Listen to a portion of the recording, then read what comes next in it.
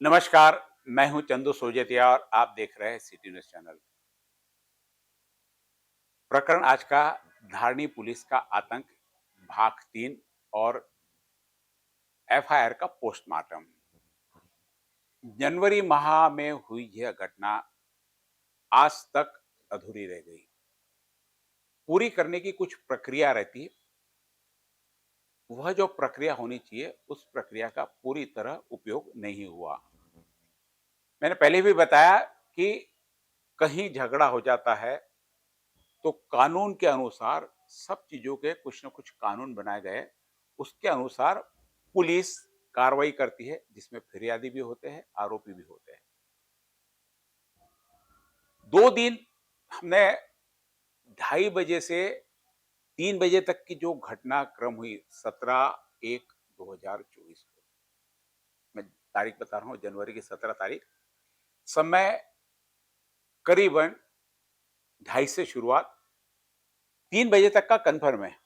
3 बजे के बाद की बात हम आज करेंगे। 3 बजे तक का आपको बताया, जिसमें बताया कि किस प्रकार 30 से 35 लोगों ने, हालांकि फिरियादी ने काफी उसमें ज्यादा ये बताए हैं आदमी, लेकिन 30 से 35 लोग वीडियो में दिखाई दे रहे हैं अ, कुछ लोगों को मारते हुए।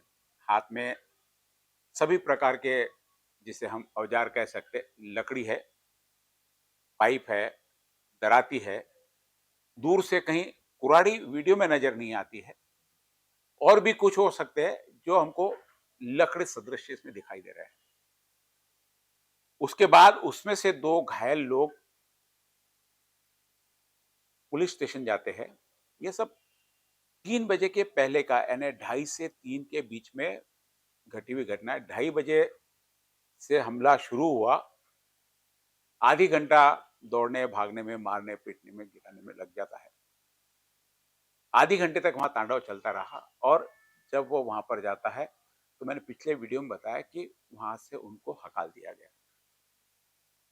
होता तो ये कि कहाँ झगड़ा हो रहा है, बहुत ज्यादा प्रमाण में जिस जगह मार है, तो पुलिस को उनके साथ में जो उपलब्ध साधन रहे उनके साथ में चले जाती है, या अपने जो वहां पे लोग गश्त पे घूमते रहे उनको सूचना देती है। अब इन सारी चीजों की सूचना दी गई, मिली, ये हमने आज वहां के थानेदार अशोक जादव से कुछ प्रश्न भेजे हैं। तो प्रश्न मैं यहाँ पे भी आपको बता रहा हूँ कि किस प्रकार से हमने उनको प्रश्न भेजे। प्रश्न में सिंपल था कि जब वह व्यक्ति वहां पर आपके पास में शिकायत करने आए थे, आपके थाने में शिकायत करने आए थे, तो उस समय पहली प्रतिक्रिया आपकी क्या थी? उन्होंने कहा कि हमको वहां से हकाल दिया। वो जब आए तो क्या उनके पीछे आपने अपने कुछ सिपाही भेजे? क्या वहां पे जाके झगड़ा छुड़ाया? हमने उस समय के सारे पेपर्स और न्यूज भी देखी, सब में अलग अलग अलग अलग घटनाएं लिखी हुई है। किसी ने दंगा हुआ यह कहा, किसी ने कहा दोनों का बहुत ये झगड़ा हो गया, पुलिस ने, कुछ लोगों ने कहा कि पुलिस ने लाठीचार्ज भी किया।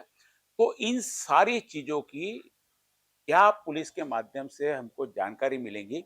जैसी जानकारी आ जाएंगी तो उसको अपडेट करके आप तक हम बताएं। हमने पुलिस से भी जानकारी मांगी कि क्या आप, झगड़ा हो रहा था तब घटना स्थल पर गए थे, क्या आपको जानकारी थी कि झगड़ा होने वाला है या हुआ है? क्योंकि बताया कि 1 किलोमीटर के धारनी शहर बहुत बड़ा नहीं है कि वहां पर किसी प्रकार की जानकारी ना मिले। बहुत छोटा सा शहर है, थोड़ी सी हवा वहां पे आग की तरह फैल जाती है और सभी को सूचना होती है। तो पुलिस के भी खुफिया भी घूमते रहते हैं, पुलिस के खुद कुछ गश्त लगाने वाले पथक घूमते रहते हैं।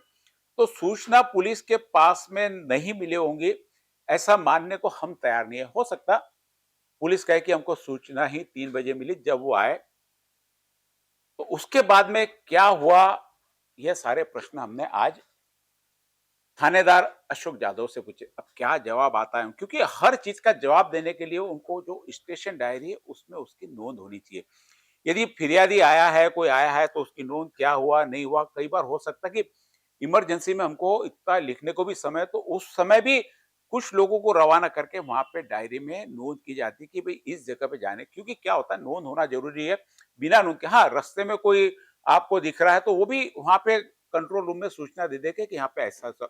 ये सारी चीजें वहां पर हुई क्या, ये पुलिस को बताना पड़ेगा कि हमको कब सूचना मिली है और हम कितनी देर बजे गए, मैंने बताया कि 3 बजे तक का मामले का पूरा मैंने बताया, जब तक पुलिस स्पॉट पर नहीं पहुंची थी, ऐसा फिरियादी का कहना है।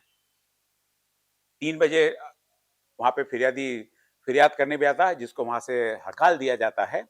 उसके बाद में ये होता है कि जो घायल लोग हैं वो टू व्हीलर पे बैठकर, टू व्हीलर पे उनको बैठाकर घायल अवस्था में, किसी का पैर टूटा है, किसी का हाथ टूटा है, किसी के सर फूटे हैं, क्योंकि वहां उपलब्ध साधन नहीं थे। साधन में जो आरोपी है जिन्होंने पूरा 30-35 लोगों के साथ में हमला किया, उनकी गाड़ियां थी। इन फिरियादी ने बताया कि 6 गाड़ी में भरकर वो लोग आए थे, जिसमें से 3 गाड़ियां पहले रवाना हो गई, 3 गाड़ियां बाद में उनको पुलिस स्टेशन में लेके गए। ऐसा हमको कुछ वीडियो में भी दिखाई दे रहा है कि उसी गाड़ी में वो बैठ के वहां पुलिस स्टेशन में गए। लेकिन मारते हुए 30 से 35 लोग दिख रहे हैं। अब 30 से 35 लोग में, अब 3 बजे के बाद क्या हुआ? 3 बजे के बाद में पुलिस वहां पे पहुंचती है। जो भी आनन-फानन में उनको थातुर-मातुर कहो, आनन-फानन कहो, तड़का-भड़की कहो, जो वहां पे एक्शन लेनी है, ले लेती है। एक्शन लेने में क्या है? कुछ लोग 10 से 11 लोग उनके हाथ में आते हैं, जिन्होंने वहां पे आरोप फिरियादी को मारा था। तो वो लोगों को इस ढंग से लाती है कि जैसे वो निमंत्रण देके ला रही है, चलिए साहब आपको पुलिस स्टेशन में चलना है। बहुत शांति से व्यवस्थित गाड़ी में बैठा के अपने पुलिस स्टेशन में लाते हैं। आप देख रहे हैं कि ये सारे लोग 3 बजे के बाद में करीब 11 लोग हैं ये, जो पुलिस स्टेशन में एंट्री जिनकी ले रहे हैं। अब इनकी एंट्री जिस ढंग से आप देख रहे हो, निश्चित रूप से पुलिस ने दंगा करने वाले कहो या झगड़ा करने वाले, जिस प्रकार से आरोपी है पुलिस जिस ढंग से पकड़ के लाती, क्योंकि पुलिस के लिए जिन्होंने दंगा किया वहां पे वो आरोपी है, वो उसका स्टेटस क्या है ये पुलिस को उस समय मतलब नहीं होना चाहिए। यदि मारते हुए देखा जाता है, झगड़ा करते हुए देखा जाता है, दहशत फैलाते हुए देखा जाता है, तो पुलिस अपने तरीके से पकड़ उनको लाती है। लेकिन यहाँ पर आप देखिए कि ये 3 बजे का बात का है, ये यहाँ पे सारे लोग एंटर हो रहे हैं। अब 3 बजे एंटर हो गए, उसके बाद में भी क्योंकि कहीं पर भी इसमें थानेदार अभी हमें नहीं दिखाई दे रहा, शायद हो सकता है अपने केबिन में बैठे हो। अब इसके बाद में सारी चीजें क्या होती है, 3 बजे के बाद का प्रकरण पूरा मैं आपको बता रहा हूं। निश्चित रूप से गांव में इतना बड़ा हमला हुआ है, तो पत्रकारों को कहीं ना कहीं से भनक मिल जाती। हालांकि स्पॉट पे शायद कोई भी पत्रकार नहीं गया, क्योंकि वो हमने आज पत्रकारों से पूछा, जो पत्रकार आपको यहाँ पे वीडियो में दिखाई दे रहे हैं, 4 से 5 पत्रकार हैं वहाँ के लीडिंग पेपर न्यूज़ चैनल, जिसमें हमारे सिटी न्यूज़ चैनल का भी व्यक्ति शामिल है। यहाँ पर आप देख रहे हो कि ये सारे लोग संवाद कर रहे हैं थानेदार से। मुझे पहले लगा कि थानेदार ने बुलाया होगा, ऐसी-ऐसी घटना हो गई उसकी सूचना देने को, लेकिन नहीं। ये मान लोग वहाँ गए थे कि घटना क्या हुई ये पूछने।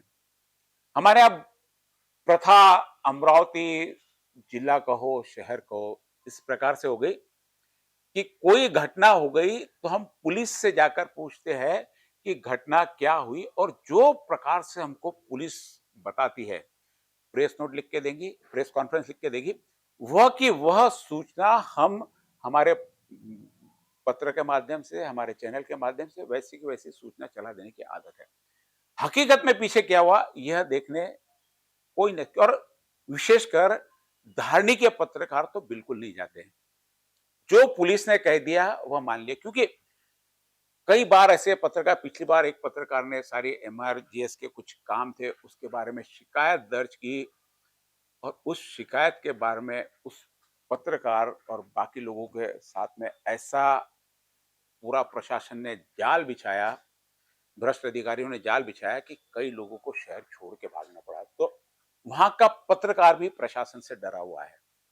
अब ऐसे में जो सूचना उनको पुलिस देगी, मैं सारी पेपर की कटिंग भी आपको अगले एपिसोड में, कि वहां के पत्रकारों ने इस घटना का प्रदर्शन किस ढंग से किया, अपनी पत्रकारिता में किस ढंग से उसका प्रयोग किया। उनको जो सूचना मिलेगी पुलिस से अधिकृत रूप से, वही सूचना वो आगे फॉरवर्ड अपने हेड ऑफिस करेंगे, हेड ऑफिस उनको देखते, क्योंकि हम भी यहाँ पे बैठे कि जो हमारा वहाँ का पत्रकार है, हमें उस पे पूरा विश्वास होता है कि वो जो वहाँ से कह रहा है, सही कह रहा है क्योंकि वहाँ स्पॉट पे मौजूद है। लेकिन यहाँ पे इस घटनाक्रम में सब लोगों को भ्रमित किया हुआ है। पत्रकारों को भी भ्रमित किया। पत्रकारों का मैंने बताया कि उनको भ्रमित करना उनके पास में पुलिस की बात मानने के अलावा कोई पर्याय नहीं है। क्योंकि पिछली बार बताया कि पुलिस को आतंक फैलाना किस लिए कि कोई भी अवैध धंधे जिसमें पुलिस की भागीदारी हो, आम जनता या पत्रकार कहीं पे भी शिकायत नहीं करे क्योंकि एक तो आम जनता शिकायत करेंगी, शिकायत किसके पास करेंगी, उच्च अधिकारी के पास करेंगे या पत्रकारों के पास में जाएंगे कि हम यहाँ पे ऐसा ऐसा हो रहा। पत्रकार भी ऐसी कोई न्यूज छापते नहीं है और ना ही कोई आम आदमी शिकायत करने जाता है। ये ऐसा पुलिस ने आतंक इस घटना के माध्यम से फैला के रखा का पूरा एक्सप्लेनेशन बाद में एक एपिसोड में दूंगा कि भाई ये आतंक शब्द मैंने क्यों उपयोग किया और एफआईआर का पोस्टमार्टम क्या चीज है। अभी आपको सिर्फ मैं किस प्रकार की घटनाक्रम चल रही है वो बता रहा हूँ। 3 बजे तक का 2:30 से 3 बजे तक का पहले एक भाग दो में आज 3 से 5 बजे तक का मैं आपको इसमें सारा किस्सा बताऊं। 3 से 5 बजे तक क्या हुआ, वहां पे जो घायल लोग पड़े थे वे दवाखाने में गए। अब दवाखाने में जाने के बाद में किस प्रकार से उन्होंने अपना बयान दिया, आइए मैं दवाखाने में उस समय स्थित जो शेख तमीज उर्फ राजू यह था उसका वीडियो रिकॉर्ड है मेरे पास में। था अरुण था, दीपक पत्रकार था, नीरज मालवी था उसके अंदर। ये लोगों ने पूरे के पूरा घेरा डाल के इधर से 8 गाड़ी आई और पुलिस आने में लेट हुई और उनके कने पूरे स्टील की राडा थी और बंदूक भी थी। उन्होंने बंदूक ऐसे ऊपर खड़े करे और उसके बाद में 80-90 जने उतरे और पूरे राडा लेके उतरे और हम खेत का काम कर रहे थे। उसके बाद हमारे को सबको पाई चलाना चालू करा उन्होंने और बंदूक का बताया और शहजाद हारून का ने बंदूक थी दोनों का ने। और पुलिस आने में कम से कम आधा घंटा लेट हुई वहां पे, जबकि दार्री से वहां पे 5 मिनट में पुलिस पहुंच सकती। आधा घंटा लेट पहुंची वहां पे पुलिस।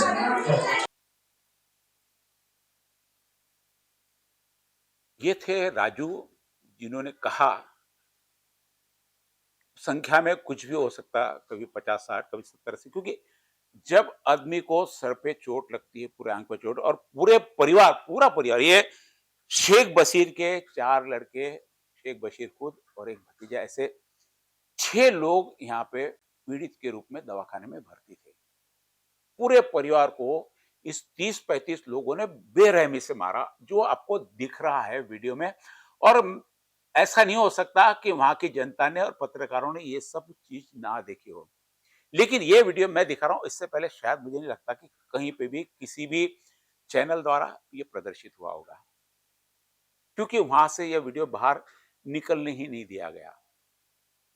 पत्रकारों को मैंने बताया कि पत्रकार वहां के डरे हुए। अभी हमने दोनों से पूछा कि 3 पत्रकारों से हमने पूछा कि आपके पुलिस से क्या संवाद हुए। तीनों पत्रकारों के मेरे पास में अलग जवाब उन्होंने दिए। किसी ने कहा कि हम जानकारी लेने गए थे तो पुलिस ने हमको कहा कि अभी अभी घटना हुई है, एक्चुअली इसके फैक्ट्स चेक करेंगे उसके बाद में आपको जानकारी देंगे कि क्या हुआ है। एक पत्रकार ने कहा कि वहां पे आपस में दंगा हो गया तो कुछ 10-11 लोग हमने आरोपी पकड़ के लाए और बाकी लोगों को पुलिस वहां पे दवाखाने में इलाज के लिए भर्ती करा दिया। जबकि पुलिस ने एक भी घायल आदमी को उठाकर वहां से पुलिस स्टेशन में दवाखाने में नहीं ले गया। नहीं तो उसकी भी नोंद होगी, एम्बुलेंस की नोंद होगी, किस एम्बुलेंस से आया उसकी नोंद होगी, दवाखाने में किस प्रकार से गया, क्या पुलिस ने ले जाके एडमिट किया। तो पुलिस को सूचना क्या दवाखाने से मिली या स्पॉट पे जाकर मिली, ये सारे प्रश्न अशोक यादव जो वहां के अभी थानेदार है उनसे बहुत सारे प्रश्न मेरे ये है कि इन चीजों के जवाब यदि मिलते हैं तो निश्चित रूप से हम दूसरा पक्ष भी रख पाएंगे। बहुत सिंपल से प्रश्न है कि जो 2 लोग आए थे क्या आपने उनकी दखल ली, उनके आधार पर कोई आपने आगे अपनी कार्रवाई की, अपना पथक भेजा, या दवाखाने में जाने के बाद में आपने उन लोगों से जानकारी पूछी कि आप लोगों को किन लोगों ने मारा। ऐसा कहीं जो एफआईआर की कॉपी मेरे पास में उपलब्ध है जो पुलिस ने नोन की उसके हिसाब में ऐसी कहीं पे भी सूचना उसमें नहीं दिखती है। मेरा इस विषय, ये जो विषय है एफआईआर का ही पोस्टमार्टम मुझे करना है। एफआईआर भी आपको मैं पढ़ के बताऊँगा कि किस प्रकार से एफआईआर लिखी गई है। क्या दंगे की एफआईआर लिखी गई है, 307 की लिखी गई है, 306 की लिखी गई है, और 306 नहीं, 326 की लिखी गई है। तो ये सारी, और ये कलमें किस प्रकार किस आधार पे लगती है ये भी आपको बताऊँगा। 326 कब लगती है, 324 कब लगती है, 307 कब लगती है। ये सारी कलमों के साथ में एफआईआर का पूरा हम पोस्टमार्टम यहाँ पे करेंगे। उसके पहले मैं पूरा उस घटनाक्रम का, मैं उसके पीछे में नहीं जा रहा कि ये क्यों हुआ। प्रॉपर्टी का विवाद था, एक लाइन का शब्द है, प्रॉपर्टी का विवाद है, प्रॉपर्टी का विवाद एक्सेप्ट है। जमीन किसकी है, किसने की नहीं है, ये न्यायालय में है। वो न्यायालय का मामला है, किसकी है, उनको करना है। यहाँ सिर्फ जो घटना हो गई है, जो उसके बाद में पुलिस का क्या रोल है, पुलिस ने क्या करना चाहिए, क्योंकि मैंने सबसे पहले बताया कि सबसे पहला विश्वास आम आदमी का पुलिस पे होता है। हालांकि जो वहां पर गुड्डू और राजा, ये दो लोग जो गए थे वहां पे, बाप बेटे थे दोनों, पुलिस स्टेशन में गए थे, उनको पता था कि हमारी सुनवाई यहाँ पर नहीं होने, लेकिन फिर भी एक आशा के साथ में कि इतना बड़ा हमला हो रहा, शायद पुलिस हमें बचा लेगी। हर आदमी को लगता है, अटैक किसका भी हो, पुलिस भी कभी मारती है तो वो भी वापस पुलिस अधिकारी के पास में जाता है कि साहब मुझे बचा लो। क्योंकि पुलिस के पास में बहुत पावर होते हैं, बहुत अधिकार होते हैं, किसी से भी लड़ने के, किसी को भी दबाने के। और आम नागरिक की सुरक्षा करना यह पुलिस का पहला कर्तव्य होता है। सज्जनों की रक्षा, दुर्जनों को नाश, पुलिस का घोष वाक्य है। और इसी आधार पर महाराष्ट्र की पुलिस वर्क करती है। लेकिन हमने देखा कि प्रैक्टिकल जब करना पड़ता है, जब ग्राउंड में हम जाते हैं और हकीकत देखते हैं, फैक्ट्स देखते हैं, तो ऐसा नहीं होता। पुलिस हमेशा आरोपियों की, अपराधियों की रक्षा करती है और सज्जनों के ऊपर प्रहार करती रहती है, दबाते रहती है।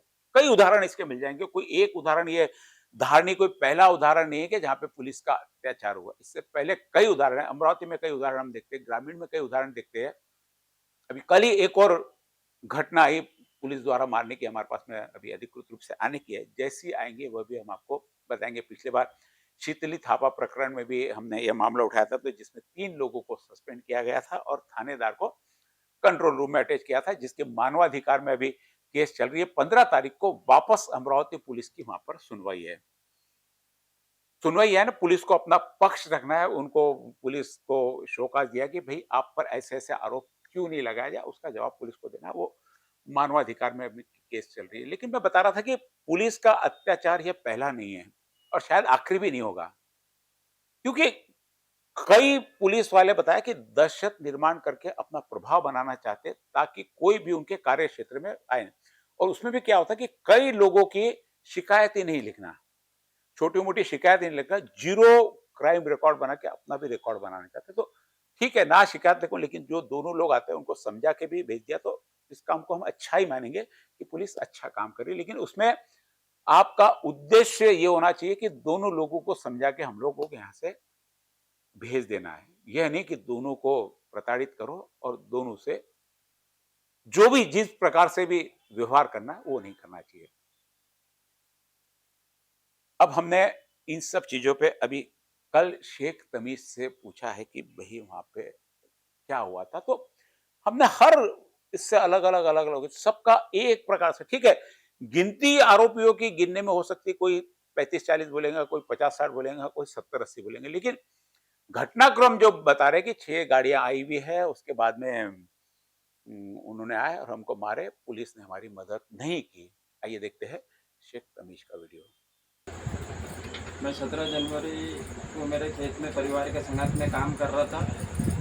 2 से 2:30 बजे के बीच में उतने में शेख शहजाद, शेख हारून 40-50 लोग उनको लेके आया गाड़ियाँ में भर के, और हम हमारे खेत में परिवार के संगत में काम कर रहे थे। उतने में हमारे ऊपर जानलेवा ऊपर हमला करा डायरेक्ट उनने, और जानलेवा हमला करने के बाद में हमको खेत में पड़े रहे हम, और हमारी झोपड़ा झापड़े सब तोड़ के फेंका। हमारे पीक था, चना, तुअर और मूंग, इसको भी पूरा ट्रैक्टर चला के उखाड़ के फेंका। उसके बाद में हमको बेबस पड़े भी रहे, हमको छोड़ के भाग गए कि मर गए करके ये। और हम दवा खाने में फिर हमको लोगों ने उठा के लेके गए, तो वहाँ पे फिर पुलिस आई बाद में। और हमारे को फिर पूछे कि तुम हमको गालियाँ दे रहे वहाँ पे कि तुम खेत में क्या कर रहे थे, ऐसा वैसा करके हमको गालियाँ दिया। और उसके बाद में हमको बयान हमारा लिए ही नहीं वहाँ पे भी। और उसके बाद में हम दवाखाने में पड़े रहे। और उसके बाद में साहब वहाँ से निकल गया और उसके बाद में हमको रेफर कर दिए अमरावती। ये थे शेख तमीज, शेख बशीर के लड़के हैं, जिन्होंने बताया कि किस प्रकार वहां पर हमला हुआ। कल भी हमने पूछा था, जो एक और फिरियादी था, उसने भी यही बात कही। कुल मिला के वहां पर लोग आए थे, इन पर हमला हुआ।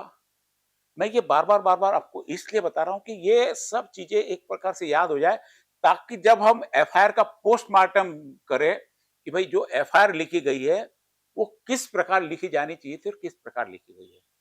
बयान के आधार पर, क्योंकि बयान भी पुलिस लिखवा लेती है कि किस प्रकार से उनको बयान चाहिए। बयान भी उनके नहीं लिखते हैं। हालाँकि जितने ये 6 लोग हैं, 6 लोगों का बयान पुलिस में दर्ज होना चाहिए कि उसके साथ में क्या, जो मेरे पास में अभी वीडियो में है बयान। क्या मैं वापस अशोक जाधव की जो थानेदार हैं उनसे पूछना चाहूँगा कि क्या 6 जो ये पीड़ित थे, इनका आपने बयान दर्ज किया? हो सकता है आप कहें कि उस दिन ये घायल थे, बयान देने की अवस्था में नहीं थे, शायद डॉक्टर ने भी आपको ये कहा हो।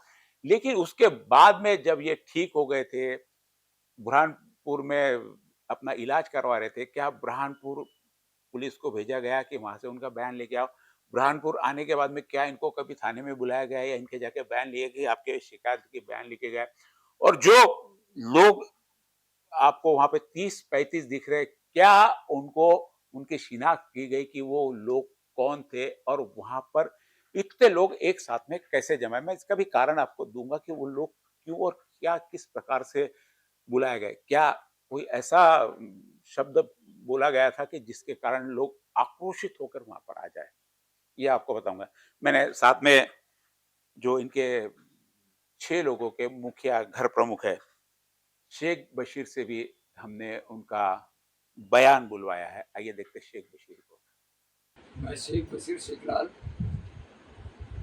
मैं मेरे खेत में रहता था मेरे परिवार के साथ। 17 जनवरी को शहजाद और अरुण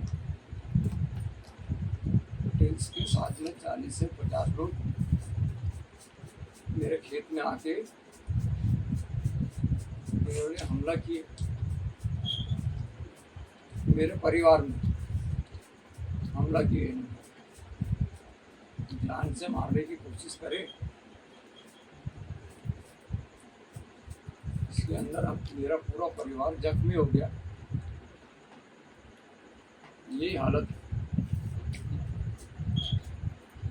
इसी हालत में मेरे को शकील ने दवाखाने लेके गया। मैं दवाखाने और वहाँ पे मेरा एक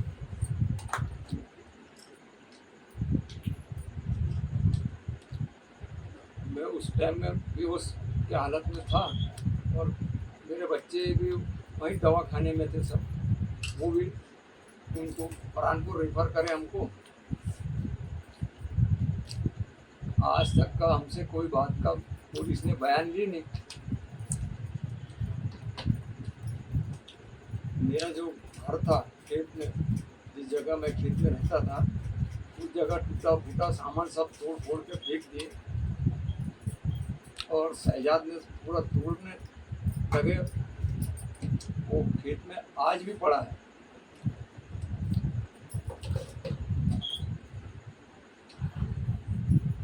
पुलिस ने आके वहाँ हम पे रुआब करी और बोली कि अगर तुम यहाँ अगर आएंगे खेत में तो हम तुमको तड़ी पार कर देंगे।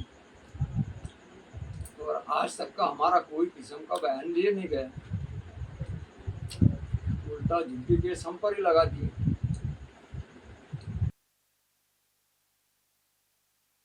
ये थे शेख बशीर। थोड़ा रुक के बोल रहे हैं। उम्र का तकाजा है, 70-72 साल की उम्र है। पाँव आज भी सही नहीं रखे जाता। आज भी आप देख रहे चेहरे में इनके खौफ नजर आ रहा है। इन्होंने बताया कि हम घर से बाहर नहीं निकलते, पता नहीं कब वापस हमला हो जाए। ये बताया कि पिछले बयान बताया कि औजारों के नाम बंदूक भी थी, गोली भी थी, बंदूक भी थी। उन्होंने निकाले भी, धमकाए भी, मारे भी। ठीक है, औजार क्या थे, नहीं थे, ये पुलिस का प्रश्न है कि जगह से क्या हुआ, क्या नहीं हुआ। लेकिन मैंने बताया कि ये 4:30 बजे के आसपास पत्रकार वहाँ पे आते हैं। पत्रकारों को सब पत्रकारों ने मेरे पास में अलग-अलग बयान दिए। ये मैं जो 6 फिरियादी की बात है ना, मैं सभी सभी फिरियादी का एक-एक बयान आपको दिखाऊँगा। सभी ने एक तरीके किए कि उतने सारे लोग हमको मारे और वहाँ पे हमको ये किए। 2 लोग तो गए थे वहाँ पुलिस थाने में फरियाद लेकर, लेकिन उनकी सुनी नहीं। और हमने देखा भी कि बशीर को भी सड़क के ऊपर गिरे पड़े हैं, तो भी मार रहा। एक व्यक्ति गिरा पड़ा हुआ है। यानी उसका जितना मारना था, उनको मारने का काम खत्म हो गया, ऐसा लगता है। उनको लगा होगा कि शायद ये मर गए, हो सकता है मरे तक मारने की भी इनकी ये हो। लेकिन कुछ लोगों ने वहाँ पे वापस जो दवाखाने में वहाँ थाने में भी जो आए थे, वो भी उसी टू व्हीलर पे बैठकर दवाखाने इलाज के लिए गए। उन बाकी लोगों को भी टू व्हीलर पे इलाज के लिए दवाखाने में लेके गए। कुछ साधन नहीं रहता, जो उपलब्ध साधन रहता है, हमको उस साधन से लेके जाना पड़ता है। तो ये थी आज की 5 बजे तक की घटनाक्रम कि किस प्रकार आरोपी पुलिस स्टेशन में है। पुलिस स्टेशन में पहले उनके फ़ोन जब्त कर लिए जाते हैं, क्योंकि जो भी है, पुलिस ने इसमें हालाँकि वो जो 6 गाड़ियाँ थी, वो गाड़ियाँ भी जब्त करके लानी चाहिए थी। उसमें उल्लेख होना चाहिए था, इतनी गाड़ियाँ हमने जब्त की, उसका पंचनामा होना चाहिए था। होगा पुलिस के पास में पंचनामा, भी हम लोग बुलाएँगे कि भई जगह का पंचनामा करके क्या किया, क्योंकि गाड़ियों में तो बैठ के पुलिस स्टेशन आए थे, तो उनको भी वहाँ पे वो गाड़ियाँ जब्त करनी चाहिए थी। क्या वो गाड़ियों की जब्ती की, उनके पास की लकड़ी, पाइप, दराती जो दिख रही है, क्या वह जब्ती की हुई है? पुलिस करती है जब्ती है और हुआ भी होगा, क्योंकि हर प्रक्रिया एफआईआर में नहीं दिखाई जाती है। कि बाकी भी प्रोसेस किए होंगे, लेकिन जो 35 लोग हैं, 30 से 35 लोग हैं, उनके नाम पुलिस ने सर्च किए क्या? और जो यहाँ पर मेहमान नवाज़ी शुरू है, आप देख रहे हैं किस प्रकार फ़ोन भी उनको दे दिए जा रहे हैं, लोग घूम रहे हैं। यानी एक पिकनिक स्पॉट बन गया है वहाँ का पुलिस स्टेशन आरोपियों के लिए। 5 बजे के बाद के वीडियो में क्या होता है, ये आपको कल मैं अगले एपिसोड में बताऊँगा। और उसके बाद में हमारा शुरू होगा एफआईआर का पोस्टमार्टम, क्योंकि ये सब घटनाक्रम आपके लिए बहुत जरूरी है। जब एफआईआर का हम पोस्टमार्टम करेंगे, तो आपके साथ में एक तो वो वीडियो चाहिए जो पूरा का पूरा वहाँ पे दिखाया जा रहा है, प्लस आपको मैं सारे के सारे लोग जो है पुलिस थाने में मेहमान नवाजी करवा रहे हैं, इसका भी सारा। और एफआईआर 2:30 बजे की घटना है। एफआईआर कितने बजे लिखी, क्योंकि आरोपी को तो पकड़ के लाया गया था, इनके पास फिरियादी था, नहीं था, क्योंकि फिरियादी को तो इन्होंने भगा दिया था। और ऐसे समय में काउंटर कंप्लेंट होती है। तो जब दूसरा पक्ष आपके पास में पुलिस स्टेशन में मौजूद है, तो उसकी एफआईआर कितने बजे लिखी गई, ये सारी चीज़ों की जानकारी आपको फिर लेकर आएँगे अगले एपिसोड में।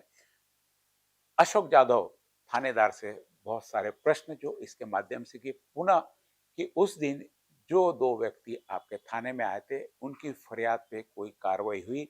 क्या आपने वहाँ पर जो मुद्देमाल जिसको आप शब्द यूज़ करते हैं, कार, 6 कार उन्होंने कहा कि 6 गाड़ी में भर के आए थे, वो 6 गाड़ियाँ क्या आपने जब्त की? 6 गाड़ियाँ क्या वो थी? और 35 लोग क्या पूरे धारनी के थे या अमरावती से या बाहर गाँव से बुलाए गए थे? ये पुलिस का जाँच का विषय है कि पुलिस ने इसके बाद में क्या जाँच की, इसकी जानकारी हमें चाहिए। हम हमारा प्रतिनिधि अशोक जाधव थानेदार के सामने भेज रहे हैं। और यदि जानकारी मिल जाए, तो आपका भी पक्ष हमें यहाँ पे रखने में सुविधा होगी कि आपने किस प्रकार इस केस को हैंडल किया। आप यह वीडियो हमारे टीवी नेटवर्क, तो तमाम पूरे अमरावती जिले में दिखता है। यदि आपको टीवी नेटवर्क पर हमारा यह चैनल नहीं दिखता है, तो आप अपने ऑपरेटर से कहिए कि सिटी न्यूज़ जिस केबल नेटवर्क में है, वो कनेक्शन आप लीजिए। आपको रोज़ाना ऐसे सारे अमरावती जिले के अपडेट, जानकारी, उसके बाद में सरकारी योजनाओं की जानकारी, सरकारी सुविधाओं की जानकारी, कहाँ क्या चल रहा है, राजनीतिक पूरी जानकारी, प्रशासनिक व्यवस्था की जानकारी सारी हमारे इस चैनल के माध्यम से आपको दिखाई जाएगी। और आपकी समस्या मुख्य रूप से हमारा सारा प्रयास है कि जनता को न्याय दिलाने के लिए किस प्रकार हम काम कर सकते हैं कि आपको जो उपलब्ध सुविधा वो आप तक पहुंचे। इन सब चीज के लिए हमारा चैनल काम करता है। मेरा नंबर यहाँ पर आ रहा है। यदि आपको किसी भी प्रकार की कोई भी समस्या, आप सीधे मुझसे इस नंबर पर संपर्क कर सकते हैं। मेरा खुद का व्यक्तिगत नंबर है, मैं ही फोन उठाता हूँ। ये जो नंबर आ रहा है आप इस पे मैसेज करिए, व्हाट्सएप करिए, लेकिन फोन कर दीजिए। क्योंकि क्या होता है, कई बार व्हाट्सएप इतने सारे आ जाते हैं कि वो आपका मैसेज बहुत नीचे चल जाता है। कोई भी सूचना भेजनी है तो आप उसके लिए मुझे इस नंबर पे कॉल कर लिए। मैं फोन आपका कभी भी समय की बंदिश नहीं है, आपका फोन उठेगा। और आप देखते रहिए सिटी न्यूज। यदि आपने हमारा यूट्यूब चैनल सब्सक्राइब ना किया तो यूट्यूब चैनल भी आप सब्सक्राइब करें। आपका अपना चैनल है और पश्चिम विदर्भ का सबसे बड़ा, जिसके सबसे ज्यादा सब्सक्राइबर है, करीब 3 लाख के करीब हम लोग पहुंच रहे हैं। आप थोड़ा सा सहयोग कर देंगे तो बहुत जल्दी हम 3 लाख लोगों तक पहुंच जाएंगे। और पिछले 1 महीने में करीब 11 से 12 लाख लोगों ने हमारे वीडियो देखे हैं। तो आपका भी बहुत बहुत धन्यवाद कि आप हमको इतना चाहते हो। आप देखते रहिए सिटी न्यूज। नमस्कार।